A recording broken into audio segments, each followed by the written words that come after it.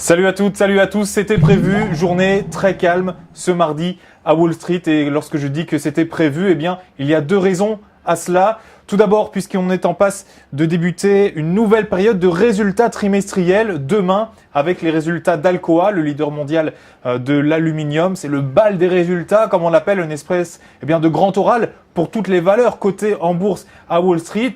Une période avant laquelle il n'est pas forcément conseillé de prendre des risques. Et puis, deuxième raison, c'est que demain sera publié le compte-rendu de la dernière réunion de la Fed, un document important puisque avec la récente baisse du chômage qui est passé sous les 6%, je le rappelle pour la première fois depuis 2008, eh bien la Réserve fédérale pourrait, qui sait, décider de durcir un peu sa politique monétaire. Donc voilà, vous le voyez, c'est une période charnière qui se trouve devant nous et donc aujourd'hui, les investisseurs préféraient assurer en prenant les bénéfices qu'il y avait à prendre.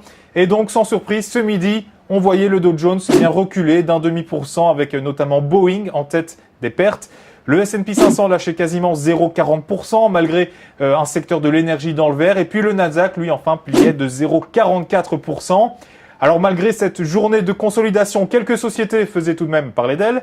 Amazon, pour commencer, dont les comptes vont être examinés par la Commission européenne. Et oui, ce sont notamment les arrangements fiscaux d'Amazon au Luxembourg qui sont pointés du doigt.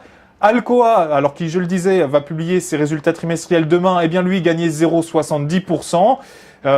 Tandis que Walmart, la chaîne de supermarchés Walmart, eh bien, a annoncé qu'elle ne proposerait plus de sécurité sociale à certains de ses employés. Une nouvelle qui, malheureusement, c'est comme ça, n'influençait pas le titre du groupe quasiment à l'équilibre ce midi. Un mot pour terminer des marchés européens, des marchés en berne, puisque le Fonds monétaire international, le FMI, a revu à la baisse ses prévisions de croissance annuelle. Et pour la France notamment, eh bien, le PIB n'augmenterait plus de 0,7% en 2014, mais de 0,4%. Idem pour 2015, avec une révision de 1,4 à seulement 1%. Du coup, à 30 minutes de sa clôture, vous le voyez, le CAC 40 rendait 1,30%. Seuls Air Liquide et les valeurs automobiles réussissaient à tirer leur épingle du jeu. À demain.